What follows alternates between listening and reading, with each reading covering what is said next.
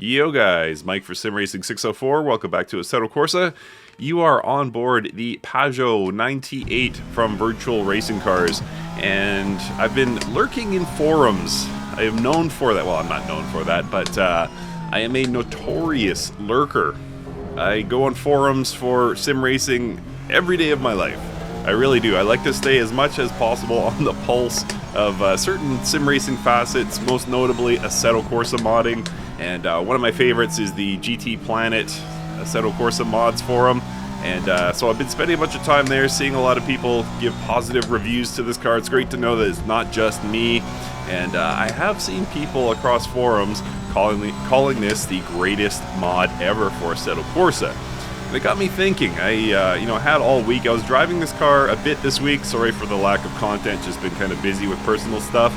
But it got me thinking all week, is this really the greatest Assetto Corsa mod of all time? So that's what I'm going to be discussing today, is where I think this kind of fits into the landscape of the greatest mods to be ever brought to Assetto Corsa. So I'll talk a bit about not only my favorites and what I would sort of put this in the same category as, and where I rank it, what I think could be improved with the mod, and what, I guess most notably, what I think makes a great mod. So maybe that's a good place to start. If I were ranking mods, or when I am ranking mods, what do I look for? And I guess better phrased, when I'm reviewing mods, what do I look for? The first thing I look for really is the visuals. It matters. The 3D model, I do think some teams are taking it a bit too far these days, modeling the wires that go underneath the driver's seat. It's like, nobody's ever going to notice that. When you talk about cockpit details, most of us are going to miss it. However, those in VR will probably take notice. But again, modeling what goes under the seat or what is in the boot of the car, you could probably skip that. I would honestly rather they put those hours into their next project, but that's just me. But the 3D model does matter, and the reason I say that is because it can take you out of it if it's not well done. And the most recent example I can think of is the I can't remember the off-brand name, but the Ferrari 296 by United Racing Design. The dimensions just look off. It kind of sits at a funny angle, and just overall doesn't really allow you to be pulled into the sort of immersion of sim racing, because the visuals are just off. And I don't want to single out United Racing Design because I'm overall a fan of their work, but that one just, like the exterior detailing in particular, just did not look great. And we have other mods where the interior detailing isn't that good, and that is definitely an immersion breaker. When you're looking around the cockpit and screens are really low res, and it just kind of looks off, or looks janky, as somebody might say. That's an immersion breaker. So I do definitely look for 3D model. Also, of course, the sounds. And this Pageau, oh, by the way, I guess to conclude the topic of the 3D model, the Pageau looks fantastic, and there isn't really anything I look at on this car and think, boy, they could have done a better job on that visually. It looks phenomenal. I am running a skin right now, and I'll link to that in the description. But broadly, I mean, this thing is just about perfect visually. They've done a phenomenal job. And secondly, I'll talk about sounds, and sounds really matter. If you look at something like the work that then AC Fan, now SHR Modding did with the Porsche GTE, I still, years later, go back to that car, not so much for how it drives, but how it sounds. And there's a few of those in the world. I mean, the Ferrari F2004, very much a great car no matter what. It's fun to drive, but also the scream of that V10 is just superior. So you have cars like that where, the sounds really matter. Does this Pageau have a legendary sound? No, it's a twin-turbo V6, and it's somewhat limited by that, I guess you would say. It's not some thunderous V8 or some screaming V10. Whoops.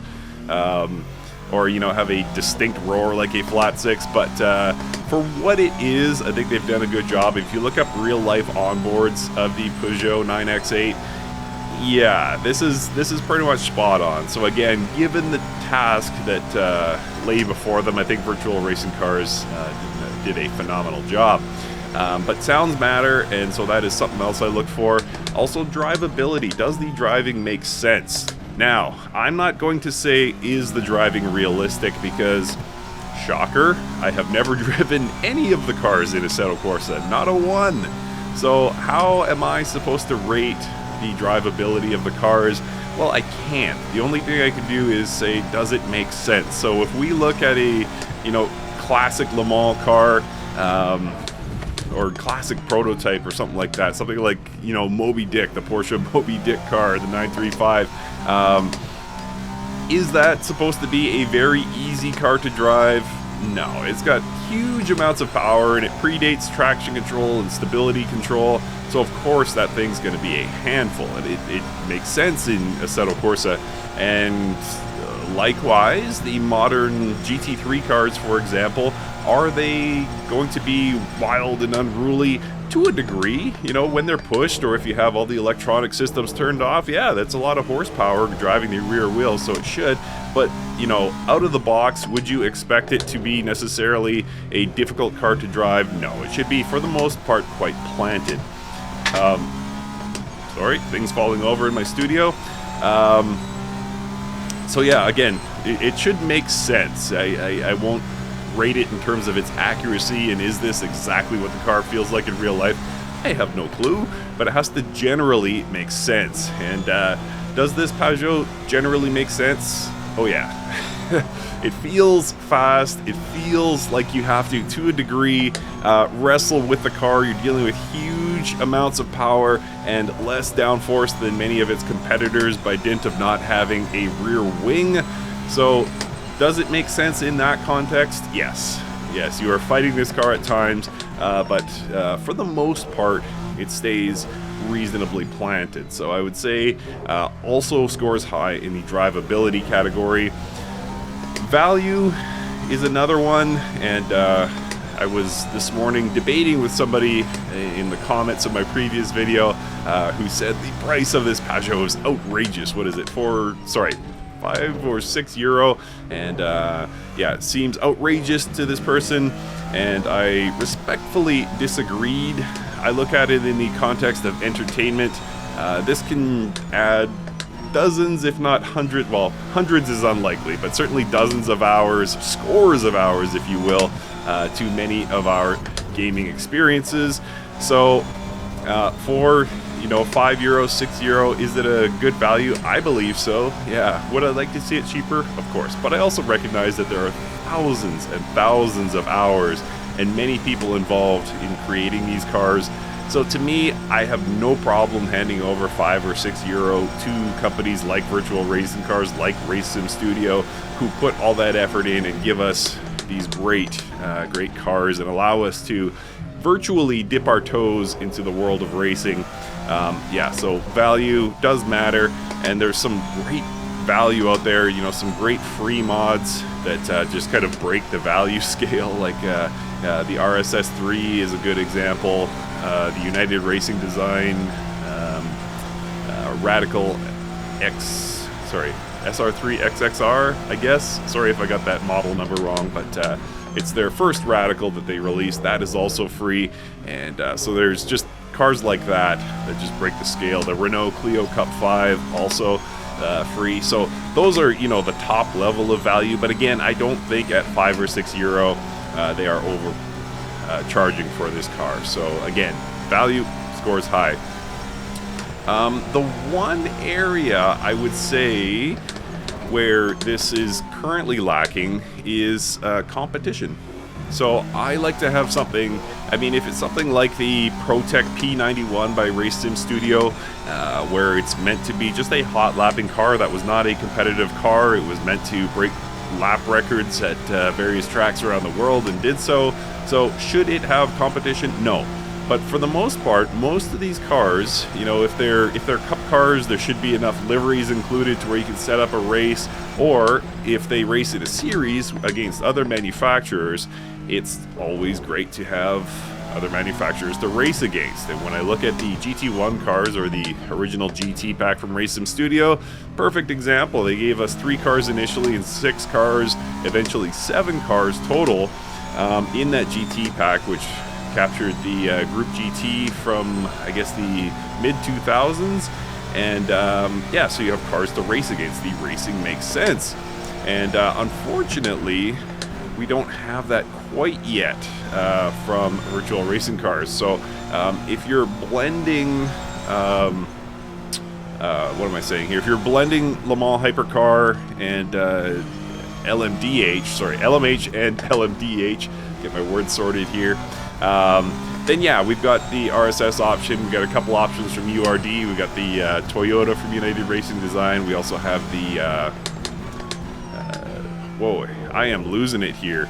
The Glickenhaus. There we go. We got the Glickenhaus from United Racing Design. Glickenhaus not competing in 2024, but just the same. It is roughly on the same performance level. So you can sort of cobble together a field, but unfortunately, from virtual racing cars, you know, depending on other mod creators to kind of fill the grid. So that's one area where I would say this loses points. And they've already alluded to the fact that we're getting, I don't know what they'll call it, but it's the equivalent of the 499P from Ferrari, so obviously that's going to be a banger of a mod. I am inclined to say that they could have waited till that was released, so at least we have a little bit of competition in the Le Mans Hypercar class. So it would have been great in my mind if it was released as a pack. Even 2 cars I would consider a pack, but as of right now, you know, if you're going by just virtual racing cars releases, then you only have this one car. And unfortunately, when you start bringing in mods from other teams, you have to worry about balance of performance, so it does lose a bit of points there. So yeah, that's unfortunately one of the few areas where I would you know, take something away from this car. I also like cars that are innovative, so this is something where yes, I am a fan of the Race Sim Studio GT3 cars, or GTM as they call it. And did we need more GT3 cars? No, but what they did with those GT3 cars was phenomenal. Those cars drive as good as anything in sim racing ever. So they sort of made the most out of a common car. So you could go that way, or you could go the way of, you know, we don't yet have car X in Assetto Corsa, and you can create mods that way, and you know, give people something that they've been missing.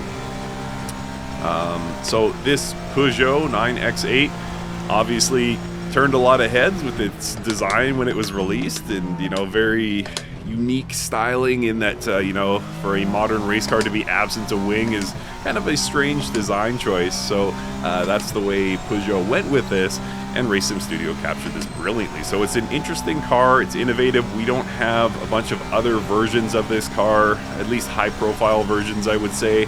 So I think Virtual Racing Cars made a great choice and made the most of it. So innovative, yes, so big points there. So there's other things, I'm sure, but those are kind of the main points I like to look for when I'm rating a mod. And again, this car scores high across all of those categories. This braking zone, however, scored very low for old Uncle Mike. That was a terrible turn for me. Came back like a second there. Losing it to the darkness here. So yeah, across just about any facet, anything I look for in a mod, this car scores very, very high. So what would I put this up against? What is some of my other favorite mods? Well, for those who have followed the channel for some time, you know the Lanzo V12, which is from the GT pack from Race Sim Studio, based on the Murcielago Group GT. I think that there's, you know, very little discussion to be had about that one being one of the all-time great mods for Assetto Corsa. It is phenomenal no matter how you look at it. Very simple. Jump in and enjoy yourself. That V12 is screaming in your ears. It uses a sequential stick, so there's that extra bit of sort of, I don't want to call it immersion, but you know, that haptic feel of driving a car. Pulls you in without being, you know, the difficult nature of an H-pattern car. So I love that. I love that Lanzo V12. Also sticking with Race Sim Studio, the new Mercer, the Mercer V8 that is based on the Mercedes AMG GT3, the 2020 version, or the Evo, whatever you want to call it. Boy, I am losing it. These laps are getting worse and worse. I'm a second down already at my personal best. Sorry about the driving. But yeah, that Lanzo I think is phenomenal. I would also put the IER P13C up there. Banger of a car. Wow, that thing is good. It is many years old now, and IER just put so much thought into the suspension and making it, you know, as realistic as possible, and it has stood the test of time. It's maybe slightly losing its edge, but for the most part, it is still one of the best driving experiences you can have in Assetto Corsa, and in my mind, an underrated mod. And a lot of those same suspension physics and feel, I believe, are at play with this Pageau, this 98. So it feels similar in the level of interaction you have between the, or level of feel you have between the tire and the road. So yeah, IER P13C definitely up there. I believe the Tagomi T50 from Virtual Racing Cars, another classic based on the Toyota TS050. It really sort of opened my mind to what Virtual Racing Cars was going to be able to do with the custom shaders patch. It had, just like this car, the ability to drive on electric alone while you're in the pits, up to 50 kilometers an hour, and then it automatically kicks over to the internal combustion engine. I thought that was brilliantly innovative, and yeah, so that car stands up. This year's Formula Alpha from Virtual Racing Cars, or sorry, last year's now, Formula Alpha from Virtual Racing Cars, so based on the current gen Formula 1 car, they did incredible with that. The level of customization you could have with that car. Oh, I forgot to talk about one thing in what I look for a mod, and that is something the Formula Alpha did better than this car, and that is I need great default setups, and it matters. So somebody like me who's barely literate in terms of setups, I can do a tiny bit of tweaking, but not much.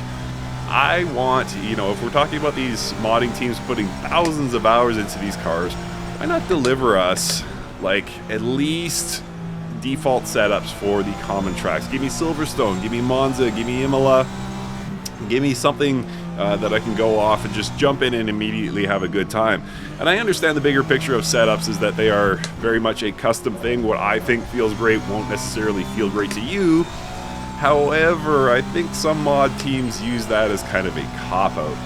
I think, again, if you could get us up and running with the car, get us having fun as fast as possible, it would go a long way. And so I don't want to necessarily jump onto Silverstone and have some setup that was built for Le Mans and just be wrestling with the car and thinking, what were they doing with this car? I want to be able to get in and have fun right away. So custom setups is something the Formula Alpha 23 did very well.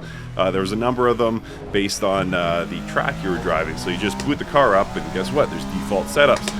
Not so with this Pageau 98, unfortunately. So it's one of my few critiques of the car, is that as complicated as this car is, and it's got so many onboard systems to manage, would have been great if there was a package of default setups included.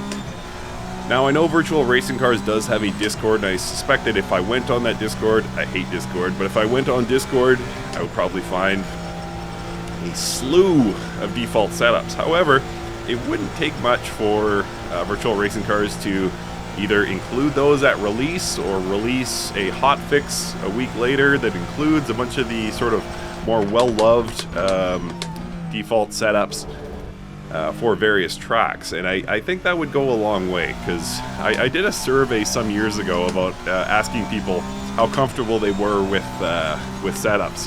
One being not comfortable at all, and 10 being I can tweak the life out of a car.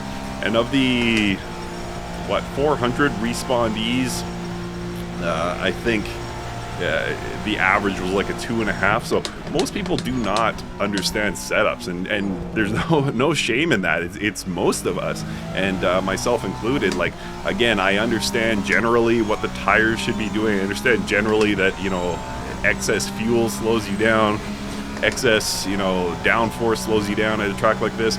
I get conceptually what it is, but I certainly cannot get into the nuts and bolts of the, you know, 3 pages of suspension tweaks that you can do on a car like this, and really optimize the car. So it would be great if the mod teams did that. And again, this Pageau 98 unfortunately doesn't have it, so that knocks it down a little bit.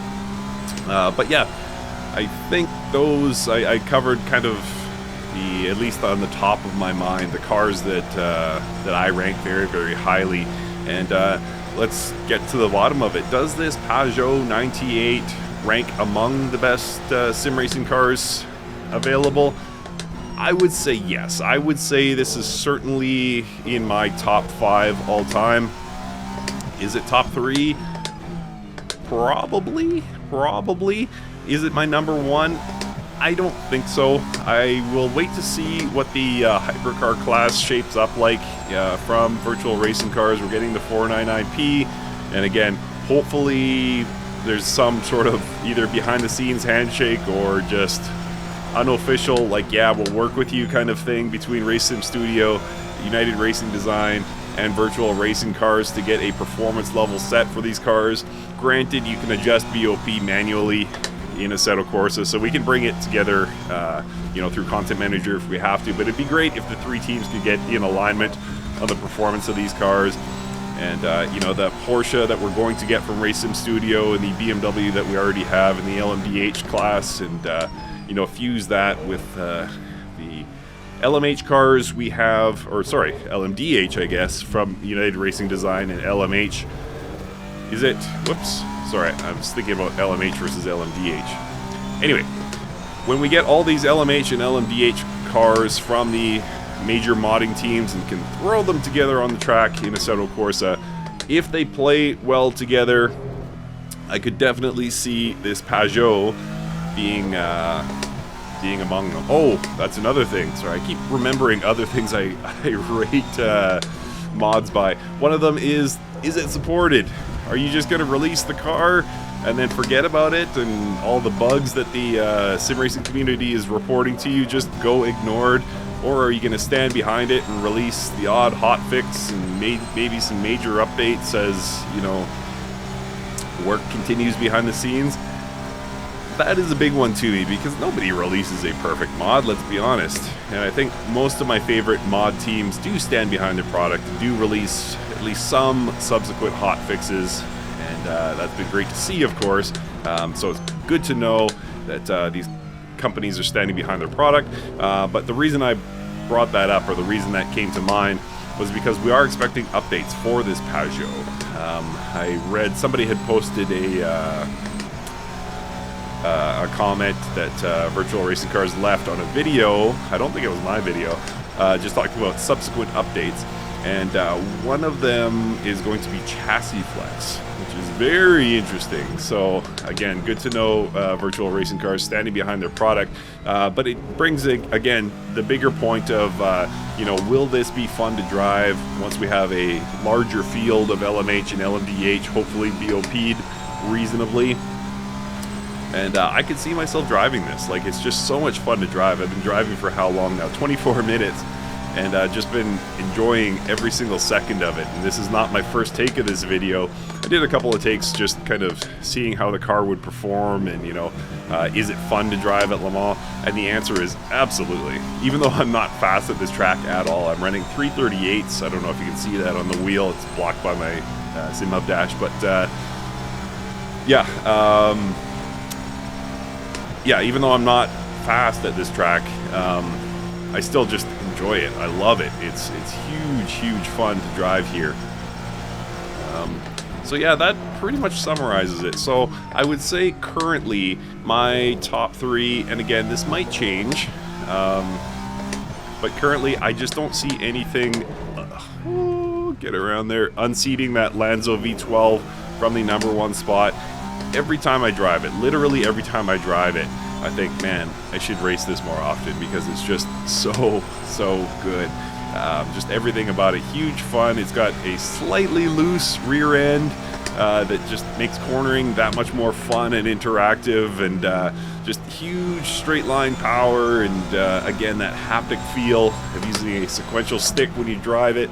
Just massive amounts of fun to be had, and it's got the field of Group GT cars to race with, and you know, just pulls you into the moment. And there's so many tracks we have for Assetto Corsa from that era. I just don't see anything beating it.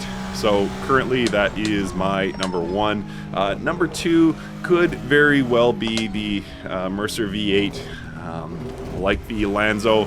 It's just every time I drive it, I think I need to drive this more often. It just never gets old to drive that, frankly. Whoops. What have I done here? Messed up my SimHub dash. So yeah, that is my top 2.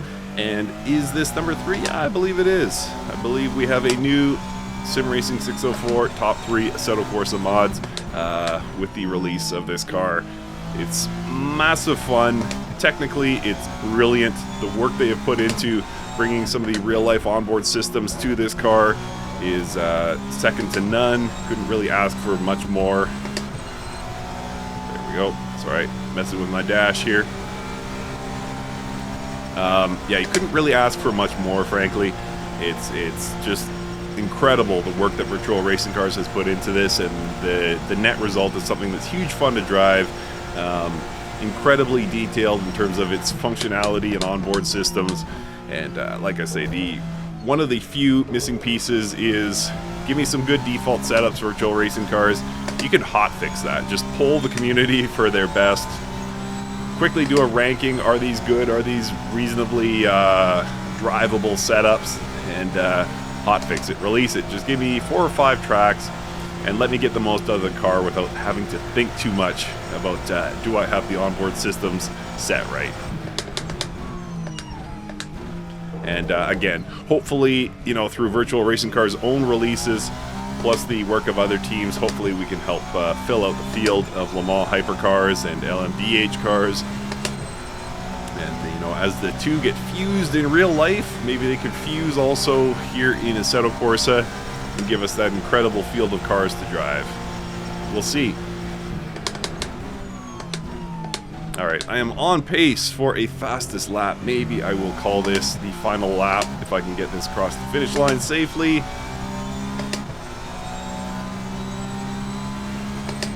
This was a fun video. I had fun making it for sure. This car is just mega.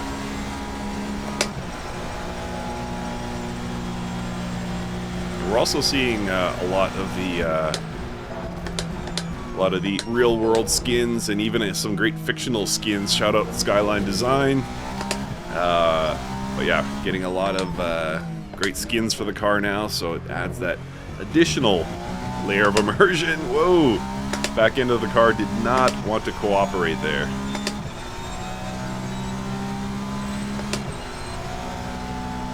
Alright, so 1.5 seconds up on our fastest lap. Maybe we'll do this plus 1 more. We'll see.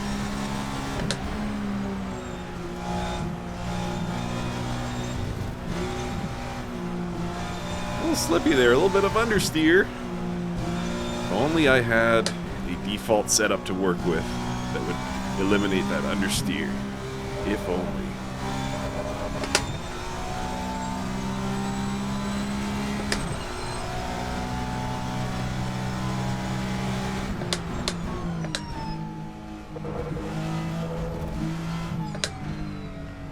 Whoa.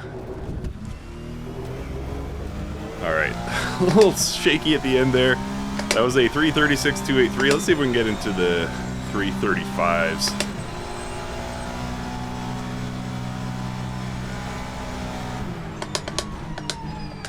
Oh boy. Horrible start.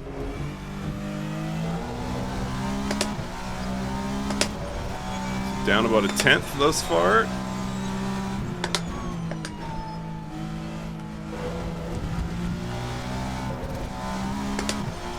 Yep, this ain't it. I think I'll just have to take my 336.2.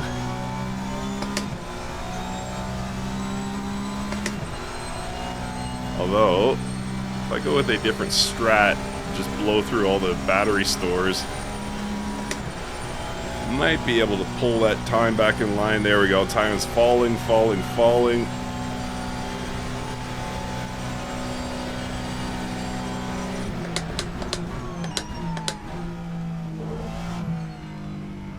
Oh, that was a horrible corner. But yeah, it's times like this. Like, I mean, I complained that there's, you know, not a big enough field to race against. But the truth is, even as just a hot lapping car, this thing is mega fun.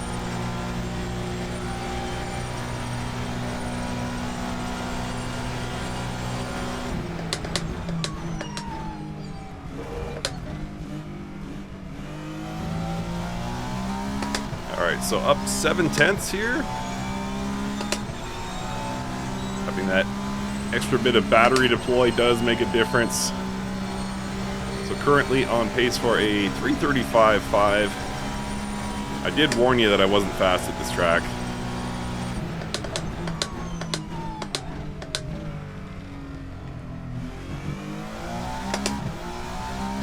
This should be another area where we gain some time back.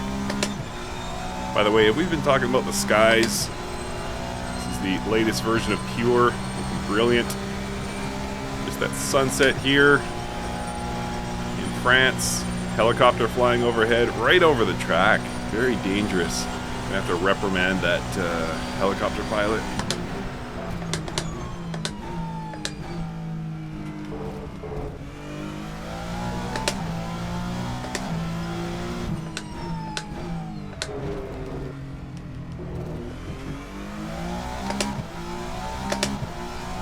Alright, that was a better corner. 1.2 seconds up, so we may even get into the 334s here.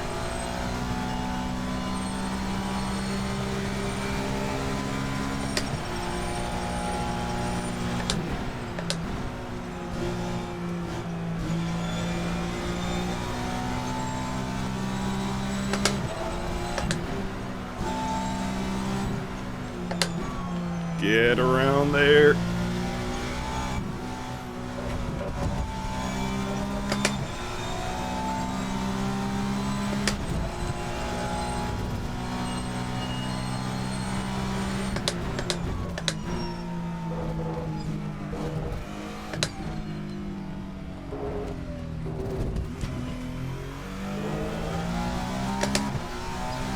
Yeah, 334.7, I think I'll take it. So yes, a new top 3 for me. This car belongs in there. Hardly has a flaw. I look forward to where Virtual Racing Cars takes this in the future. Let me know for yourself. Where does this one rank? What are your top 3, top 5, top 10 mods in Assetto Corsa? Thanks for watching, and we'll see you next time.